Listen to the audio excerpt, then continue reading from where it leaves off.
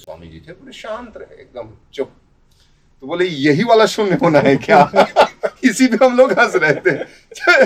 तो वास्तव में यही तटस्थता है। इसने अभी तक समाज से यही लिया है, यही अपने जीवन में इसने यही इकट्ठा किया है। दूसरी राय, ये जो आज लोगों को बांट रहा है, मुझे पसंद नहीं है, आपको क्यों पसंद है? आप भी ना पसंद करो।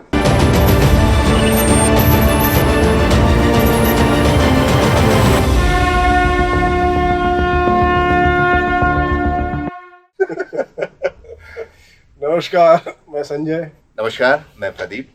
शून्य साधना के जो जितने भी दर्शक हैं उनका फिर से हमारे इस एपिसोड में स्वागत है।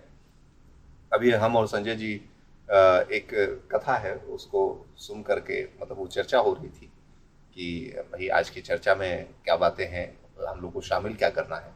तो उस पर हम लोग को हंसी आई।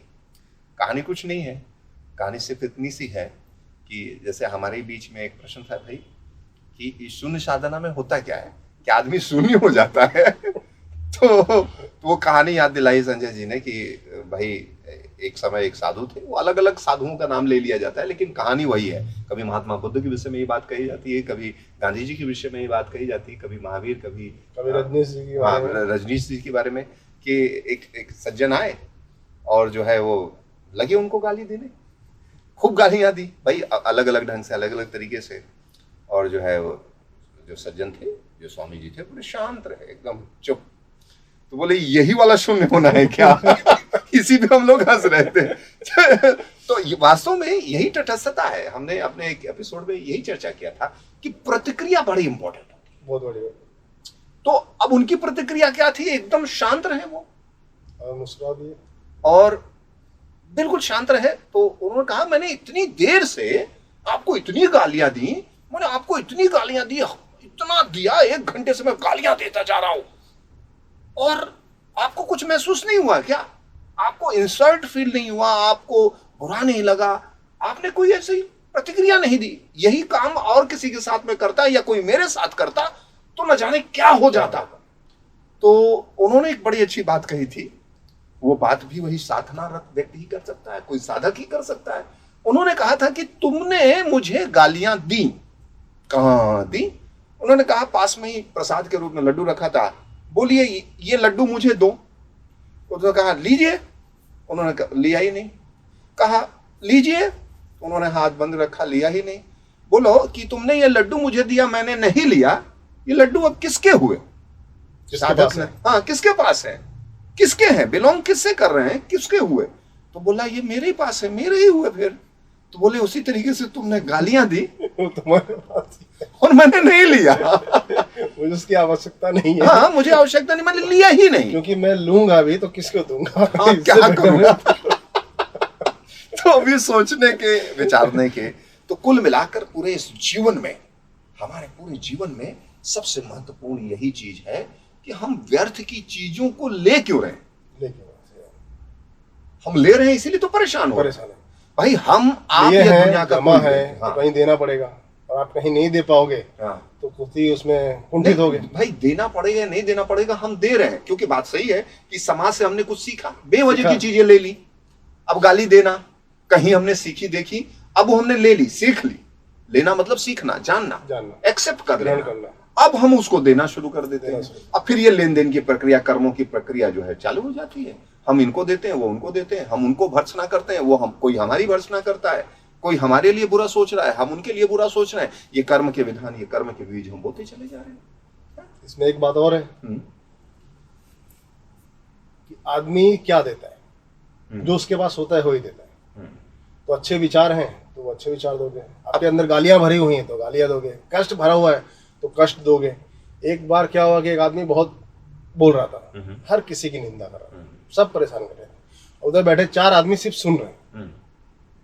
और जब वो आदमी बोलते बोलते थक गया और चला गया, उसको लगा कि वो बहुत ज्ञानी है, बहुत ज्यादा भाषण दे दिया है, इन लोग को कुछ पता ही नहीं है, कुछ पता नहीं, इनको मैंने सिखाया आज। और वो सीना चौड़ा करके चला गया।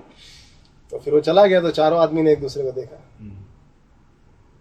तो उसमें से एक आदमी थे, क्या था? मतलब कुछ नहीं, वो अपने आप से बहुत नाराज है। अपने आप से बहुत नाराज था। एक प्रतिक्रिया। तो दूसरा बोला इसने अभी तक समाज से यही लिया है, यही लिया, अपने जीवन में इसने यही इकट्ठा किया है। दूसरी राय, ये जो आज लोगों को बांट रहा है, राइट। प्रॉब्लम वही है। पहली राय थी कि वो सब अपने आप से नाराज है, नाराज है। दूसरी है कि पूरा एकत्रित वही किया है पूरे जीवन, वही उसने एकत्रित किया, इसलिए वो दूसरा को दे नहीं सकता। और तीसरा आदमी बोला कि ना वो एकत्रित किया है ना कुछ है, वो चला गया फ्रस्ट्रेशन में। अब ये फ्रस्ट्रेट है, कुंठित है, बहुत कुंठित है, हाँ। कि सब सुखी हैं, सब मौन है, सब शांत है, मैं क्यों नहीं। तो उस चक्कर में वो सबको विचलित करने पे लगा है। जैसे कि एक जंगल में एक बिल्ली की पूंछ कट जाती है, राइट, सुना होगा? नहीं सुना। एक बिल्ली की पूंछ कट जाती है बाय मिस्टेक, तो अब वो कि हाँ अच्छा हुआ पूंछ कट गई, अब उसका वो प्रचार करने लग जाती है कि पूंछ कट गई, बहुत दिक्कत देती थी, कभी झाड़ियों में फंस जाए, कभी वो शिकारी आते हैं उनके जाल में फंस जाए, कभी जो शिकारी लगा के जाते हैं ट्रैप हो जाता है, उसमें ट्रैप हो जाता है, बहुत दिक्कत वाली, तो मैंने कटवा दी। कट गई नहीं बोलते, ये नाक कट गई वाली कहानी है। कटवा दी मैंने।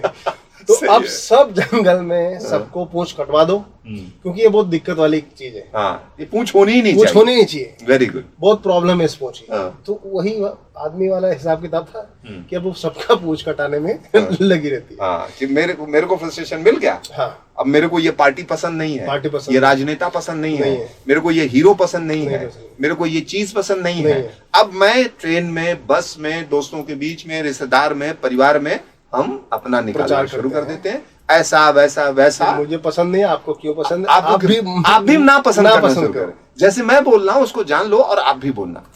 तो आपके साथ भी ऐसा होता है क्या? आपने भी ऐसा किया है या आपके साथ ऐसा हुआ है? विचार करिए। ये विचार और ये सजगता ही शून्य साधना है। ये साधना ही एक दिन हमको तटस्थता, शून्यता, पूर्णता रूपी सिद्धि प्रदान करेगा, बशर्ते हम सजग होकर देखें कि ऐसा हमारे जीवन में हुआ है क्या, या मैंने अपने जीवन में किया, या किसी और द्वारा मेरे जीवन में यह प्रत्यारोपित हुआ कि नहीं हुआ कि। और यही चीजें बड़ा सरल है, और लोग कहते हैं कि कठिन है। हाँ, कठिन है, ना करना चाहो तो कोई भी कार्य कठिन है, ना करो तो वो तो चीज अपने आप होती रहती है। हाँ, जैसे आप उठो नहीं तो सोते रहोगे, कुछ तो होगा, नहीं तो भूखे रहोगे। हाँ। आप कुछ कर्म करो नहीं तो कर्म होते रहेंगे। ये बहुत अच्छा महत्वपूर्ण प्रश्न है। मैंने मुंबई यूनिवर्सिटी से अपना दूसरा एमए मास्टर किया अपना फिलॉसफी में, तो उसमें गीता के परिप्रेक्ष्य में बात हो रही है कर्म, विकर्म और अकर्म। तो उसमें बात हुई, ये प्रश्नोत्तरी में बात होती है, तो उसमें ये बात निकल करके आई कि भैया बिना कर्म के तो कोई रह ही नहीं पाएगा। अभी संजय जी ने कहा आप मतलब नहीं उठोगे तो सोते रहोगे, तो कर्म तो हो रहा है, उठना भी कर्म है, और नहीं उठोगे तो सोते रहना भी तो कर्म ही है। अब आप अगर परिणाम अच्छा चाहते हो तो आपको उसके अनुकूल, उसके हिसाब से कर्म करना पड़ेगा। अब भाई आप उठोगे, जागोगे, कुछ कार्य करोगे, पुरुषार्थ करोगे तो धन, मान, सम्मान चीजें मिलेगी, और अगर सोते रहोगे तो फिर आपको नहीं, हाँ तो क्या होगा, हो सकता है बाहर निकले नहीं तो आपको कौन जानता है। बिल्कुल, कुछ मिलेगा नहीं। सोते रहोगे, मान लो विद्यार्थी हो, सोते रहो तो शून्य मिलेगा। शून्य मिलेगा, पर ये शून्य इस शून्य साधना से अलग होगा। हाँ, आपको कई मार्क्स में शून्य मिल सकता है, आपको भर्त्सना मिलेगी, परिवार करेगा, टीचर करेगा, दोस्त करेंगे, ठीक है ना, तो मिलेगा तब भी, क्योंकि किया तो आपने तब भी कर्म है, लेकिन कर्म वो सत्कर्म नहीं है, वो अकर्म किया, उस अकर्म के हिसाब से परिणाम मिला। यानी कि जब वो कहावत है ना कि बोया बीज, कर्म, अकर्म, विकर्म, 3 चीज। हाँ, इस पे भी चर्चा करेंगे हम लोग कभी, लेकिन अभी समझ कहते हैं कि वो जब आपने जैसा कर्म किया उसके हिसाब से आपको परिणाम मिला। जैसे कि बोया बीज बबूल का तो आम कहां से हो, ये कहावत है हमारे यहाँ से, ठीक है ना। तो अब जो है कि आपको क्या कर्म, आपका नियत कर्म क्या है, आपको अगर वो कर्म कर रहे हैं तब, अब आप कर्म कर रहे हैं, अब कर्म करने में जैसे अर्जुन ने बहुत अच्छा कर्म किया। बार बार हम गीता इसलिए कहते हैं, गीता हमारे देश, हमारी संस्कृति के लिए इसलिए प्रमुख ग्रंथ हो जाता है वो क्योंकि वो प्योर साइकिलिंग टेक्स्ट है, sorry psychologically pure counselling text है। गीता प्योर काउंसलिंग टेक्स्ट है, इसलिए बार बार ये ग्रंथ जो है हमारी भारतीय मानसिकता के लिए बड़ा अनुकूल है। बड़ा टैलेंटेड है, जैसे आज के डेट में कोई इंजीनियर है, डॉक्टर हो, कोई बिजनेसमैन है, कोई चार्टर्ड अकाउंटेंट हो, कोई बहुत अच्छा प्रोफेशनल व्यक्ति हो, लेकिन वो भी किंकर तब विमूढ़ हो रहा है। आईएएस पीसीएस और न जाने कितने लोग सुसाइड कर ले रहे हैं, कितने लोग गलत कार्य करने लग रहे हैं। तो कहीं ना कहीं सक्षम है, प्रतिष्ठित है, मान धन संपदा सब कुछ है उनके जीवन में, लेकिन कहीं पर वो किंकर तब विमूढ़ कि मैं क्या करूं क्या ना करूं, ऐसी ऐसी परिस्थिति में फंस जा रहे हैं। और जब उसका कोई उत्तर नहीं मिल रहा है, ना वो गुरु शरण में जा रहे हैं, ना तो योगेश्वर ढूंढ पा रहे हैं, कृष्ण। आपके इस बात से मुझे एक और बात याद आई, राइट, कि आपके पास कितना पैसा हो, कितना बल हो, सम्मान हो, उसका भी कुछ असर नहीं आता है यदि आप में साधना में नहीं हो। राइट। जैसे एक राजा थे, कहानियां सुनी होगी, अंधेर नगरी चौपट राजा। अब राजा से बड़ा कोई हो सकता है? राजा से ज्यादा बलवान पैसे वाला कोई हो सकता है? हाँ, कोई नहीं। पुराने जमाने में जो राजा की परंपरा होती थी ना सर, राजा को ईश्वर की तुलना इस लेवल पे। अब अगर वो बहुत अच्छे से पढ़ा लिखा, नीतिज्ञ, ठीक है ना, और ज्ञानवान और सारी चीजें ना हो, तो फिर वो अंधेर नगरी चौपट राजा, हमने बहुत सारी कहानियां सुनी थी। बल फिर उस समय काम नहीं आता, कुछ नहीं। आप साधक नहीं हो तो कोई काम नहीं आता। राइट। एक बार क्या हुआ, उनके जाना था उन लोग को शिकार करने, तो मंत्री को बुलाया, बोला मंत्री चलो रेडी हो, शिकार पे जाना है हमें। तो उन्होंने जब तलवार उठाई और टेस्टिंग के लिए सिर्फ खोला, तो उंगली एक कट गई, उनकी छोटी सी उंगली कट गई, छोटी सी उंगली। और जैसे कटी वैसे मंत्री ने बोल दिया, जैसे गीता सार है में लिखा है, जो हुआ अच्छा हुआ, जो होगा अच्छा होगा। मैं बोल दिया कि जो हुआ महाराज अच्छा हुआ, कोई बात नहीं, मतलब पट्टी उट्टी बनी और सांत्वना के लिए उसने कह दिया कि जो हुआ अच्छा महाराज, जो हुआ वो अच्छा हुआ। हाँ, कि परेशान मत हो। अब राजा भड़क गए, बोले इसको डालो अंदर, इसने मेरी जो है अवमानना कर। हाँ, कि मेरी उंगली कट गई और ये बोलता है अच्छा हुआ। उंगली कटना कोई अच्छी बात होती है? इसको सीधा जेल डालो, इसको जेल में डाल दिए। अब महाराज जी गए शिकार करने, दूसरे लोगों के साथ चले गए, और कुछ देर शिकार करते करते करते करते क्या होता है कि वो बाकी साथियों से, बाकी सैनिक से बिछड़ जाते हैं, और बिछड़ के वो इतना दूर चले जाते हैं कि उनको रास्ता भ्रमित हो जाता है, और आदिवासी पकड़ लेते हैं। अच्छा, हाँ हाँ, आदिवासी पकड़ के हुला हुलो हुलो वो लेके जाते हैं। हाँ। इसलिए क्योंकि हमने यही सुना है कि उनकी भाषा हमें समझ में नहीं आती है, तो जो भी कुछ है। तो बोले ये राजा है, वहां का ईश्वर है, हमसे क्या लेना। उनको नहीं पता, क्योंकि उन्होंने बाहर की दुनिया देखी नहीं, वो कोई राजा फाजा कुछ जान नहीं, उनके लिए एक व्यक्ति था। हाँ, तो वो अभी ले गए, ये हमारे देव को हम प्रसन्न करने के लिए इसकी बलि देंगे। मतलब वो किसी बलि, क्योंकि आदिवासी समाज में बलि की परंपरा चलती थी, तो उन्होंने सोचा कि ये मुझे बलि के लिए, उनको वहां से उनके राजाओं से निर्देश मिला होगा कि बलि के लिए कोई पकड़ के ले गए बलि करने। बोले नहलाओ धुलाओ, तो उसको जब नहलाया जा रहा था तो देखे कि ये उंगली कटी हुई है। वहाँ के पंडित ने देखा कि भाई इसकी तो ये तो अंग भंग है, इसको तो चढ़ा ही नहीं सकते, क्योंकि बलि पूर्ण होती है, पूर्ण ही बलि चढ़ाई जाती है। ऑलरेडी इसकी थोड़ी सी बलि चढ़ी चुकी है, इसकी बलि चढ़ चुकी है भाई। इधर भी देखो, बलि के नाम पे मुर्गा बकरा काटते हैं लोग, और कई लोग जो थोड़ा सात्विक होते हैं सबसे इग्नोर करते हैं, तो बोलते हैं ठीक है मुर्गा आया है, उसका एक छोटा सा कान काट के ऐसा हल्का सा बलि के रूप में देके उसे छोड़ दो। काफी अच्छा, ऐसा भी होता है? ऐसा भी होता है। लेकिन मैंने तो सुना है कि जो मतलब इस तरीके से बलि नहीं चढ़ाते हैं, जो नारियल प्रतीक है बलि का, जो हम नारियल फोड़ते हैं, वो भी बलि का नहीं, वो भी, लेकिन जिसके उधर जो प्रथा चलती रहती है ना, चलती आती है, हाँ, जो समझदार है कि हाँ बकरा चढ़ाएंगे, मुर्गा चढ़ाएंगे, या भैंसा चढ़ाएंगे, जो उनकी चली आ रही है, और उनकी बलि प्रथा को रोकने के लिए ये एक उपाय होता है। अच्छा, समझदार है कि किसी जीव की हत्या ना करें। आपने गांव में देखा होगा कि कोई भैंसा या बकरे के ऊपर उन लोग ऐसे साइड में कहीं दाग लिखा, ये चीज आपने कई लोगों ने ये चीज देखी होगी, और उसको कोई जल्दी छेड़ता नहीं, क्योंकि वो बलि के रूप में है, और उसको कोई देखो पकड़ता नहीं है, कोई काम नहीं। अच्छा, मतलब वो ईश्वर को चढ़ा दिया गया, वो ईश्वर का होगा। तो उसको थोड़ा सा एक हल्का सा कान काट के, अच्छा, या फिर कहीं पे एक थोड़ा सा दाग देके ईश्वर को दान मतलब चढ़ा दिया गया है, और उसे छोड़ दिया जाता है, राइट, क्या वो कहीं जाए, राइट। तो वो भी बलि प्रथा के रूप में किया जाता है। तो वैसे ही इधर हुआ, अरे राजा की तो उंगली कटी है, ये किसी तो बलि ऑलरेडी चढ़ चुकी है, अब इसे हटाओ, ये हमारे काम का दोबारा नहीं चढ़ा, तो उसको छोड़ दिया गया। तो बच के आ गया, उसको तुरंत ध्यान आया कि भाई सही में जो हुआ वो अच्छा हुआ, ये उसने सही कहा था, और मैंने तो उसको कारावास में डाल दिया, कारागार में डाल दिया है। आया, बोला उनको निकालो जल्दी, मंत्री जी को सम्मान वापस लिया, सम्मान बैठाया गया। उनसे बोला गया कि मंत्री जी, आपके ये उंगली कटने से आपने अच्छा हुआ कहा था, लेकिन मेरे साथ तो चलो अच्छा हुआ कि मेरी जान बच गई, लेकिन आपको तो कारावास हो गया। आपको तो कारावास, आपके लिए अच्छा कहाँ हुआ? बोलता है महाराज यदि मैं कारावास में नहीं होता तो मुझे आपके साथ जाना ही पड़ता, क्योंकि आप मेरे बिना जाते ही नहीं कहीं। हाँ।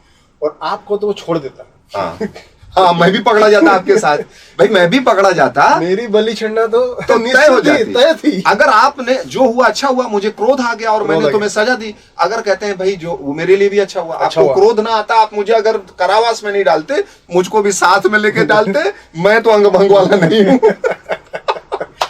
देखिए, सनातन धर्म पौराणिक कथाओं के माध्यम से बहुत सारी नीति की और समझदारी की बातें बताई जाती हैं। आपको बस, हमको बस सजग होने की आवश्यकता है। हास्य अगर हम के रूप में बताया गया, हाँ। लेकिन उसमें एक बहुत छुपा हुआ रहस्य सार है, सार है। जीवन सार है इन बातों में, इन कथाओं में, इन चीजों में। और हम तो कहते हैं कि हमारे चारों तरफ अगर आप ध्यान देना शुरू करें, ये ध्यान देना, ध्यान में देखना, ध्यान करना एक ही बातें हैं। तो ये साधना ही ऐसे है कि आप जब चलना शुरू करेंगे तो कहीं से, कहते हैं ना, जब हमने शुरू में शून्य की परिकल्पना वाला एक एपिसोड डाला था तो हमने कहा था शून्य, ये आप डिसाइड ही नहीं कर सकते कि कहां से ये शुरू हुआ कहाँ शुरू हुआ, और कहां खत्म हो रहा है। तो बस ये है कि वो एक सर्कल कंप्लीट करिए, वो एक सर्कल, यानी जिस कार्य को आपने शुरू किया उसको पूर्ण कर ले जाएं, तो आप अपनी एनर्जी को पूर्ण रूप से सार्थक करते हैं और आप पूर्णत्व को, आप एक साधना में जीवन में जीते हैं और कहीं ना कहीं आपकी कर्म साधना से फलीभूत होती है। हाँ, फलीभूत होती है और आप आप एक कर्मुक्त से होते मुक्त हैं। Yes yes. तो ये सारी बातें हैं हमारे इस एपिसोड में। देखिए, संजय जी ने उसी बात को आगे बढ़ाया है कि जैसे हमने पिछले कुछ एपिसोड में प्रतिक्रिया की बात की थी, यहां भी प्रतिक्रिया ही है। तो जीवन कुछ नहीं है, साधना कुछ नहीं है, इस प्रतिक्रिया को सुधारने का ही एक तंत्र है, एक साधन है कि किस तरह हम अपने जीवन में प्रतिक्रियाएं सुधारें। क्योंकि प्रतिक्रियाएं सुधरेंगी, क्योंकि घटनाओं पे हमारा वश नहीं है। घटना तो घटित होनी है, जो आपने कर्म किए हैं वो तो फलीभूत होना ही है। वो होंगे, वो कर्म वो घटना के तौर पे ही आते हैं हमारे सामने। अब उसको आप काट लो या भोग लो। भोगना भारी पड़ेगा तो काट दो, समझदारी से ही काट सकते हैं। ध्यान पूर्वक निर्णय लें और क्या करना है, समझदारी से रास्ता निकाल लें वहां से। तो क्या करना है, आपको नए कर्म बनाने हैं ताकि उसके भोग के लिए इसी जीवन में या फिर एक नया जीवन लेना पड़े, और या फिर बड़े साधना पूर्ण तरीके से, बड़ी साधन से, बड़े जतन से आपको जो पिछले कर्म हैं उनको काट लेना है। ये निर्णय आपको और हमको विवेकपूर्ण तरीके से लेना है। और अगर हम ये लेने में सक्षम हुए, अगर हम इसको सही तरीके से ले पा रहे हैं, तो निश्चित है कि हमारी साधना हमको पूर्णता की ओर लेके जा रही है।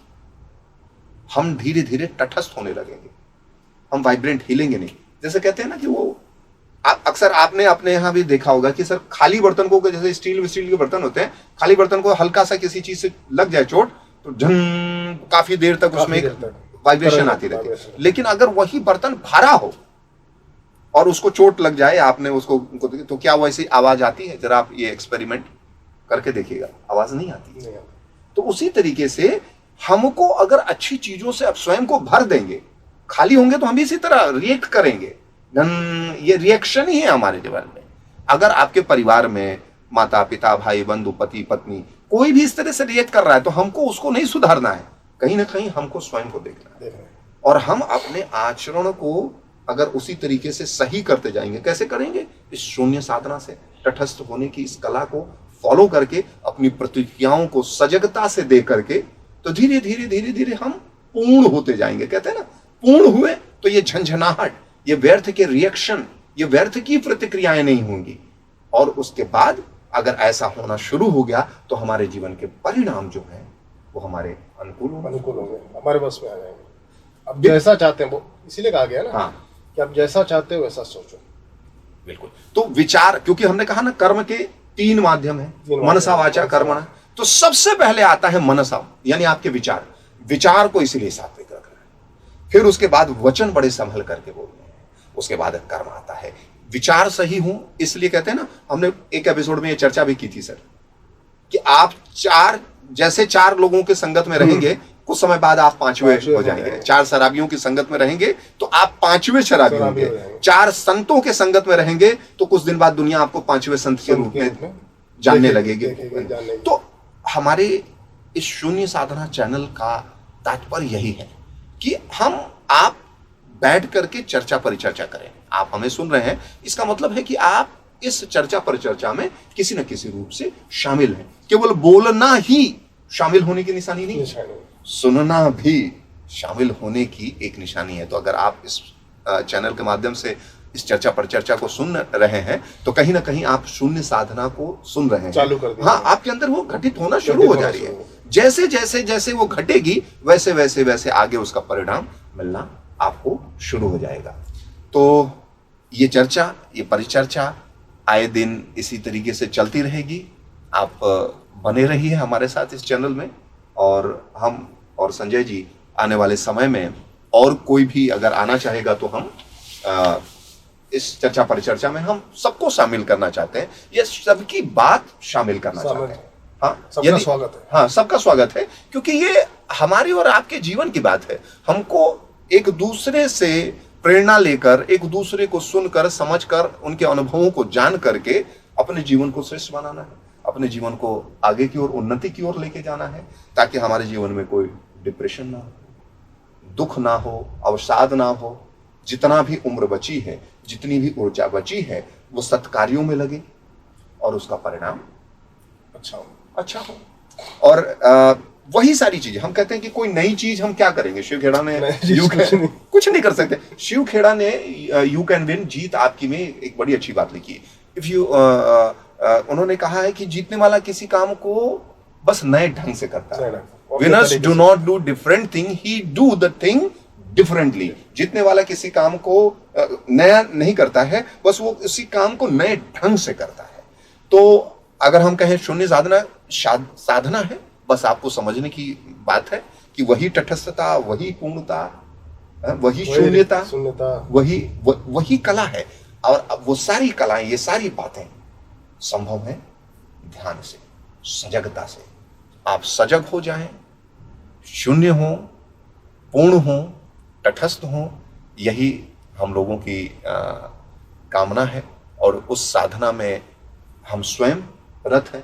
आए दिन हम दोनों डिस्कस करते हैं जब भी मिलते हैं कि भाई चूक कहाँ हो गई, या फिर उसका क्या परिणाम हुआ, हमारी शून्य साधना का क्या परिणाम हुआ, क्या हम अपनी एनर्जी सेव कर पा रहे हैं, क्या हमारे परिणाम कुछ थोड़े से पहले बेहतर होना शुरू हुए हैं क्या। तो जुड़े रहिए हमारे इस चैनल से जिसका नाम है शून्य साधना। और अगर आप इस वीडियो को यहाँ तक देखते आए हैं, आपके मन में कोई जिज्ञासा, कोई प्रश्न या कुछ ऐसा टॉपिक हो जो आप चाहते हो कि हम अपने इस चर्चा परिचर्चा में शामिल करें, तो आप कमेंट में उस चीज को लिखें, लाइक करें, सब्सक्राइब करें, अपने यार दोस्तों मित्रों को बताएं। आपके कमेंट को, आपकी चर्चा परिचर्चा को हम आने वाले अपने किसी न किसी चर्चा परिचर्चा यानी एपिसोड में शामिल करेंगे। मिलते हैं अगले एपिसोड में। नमस्कार।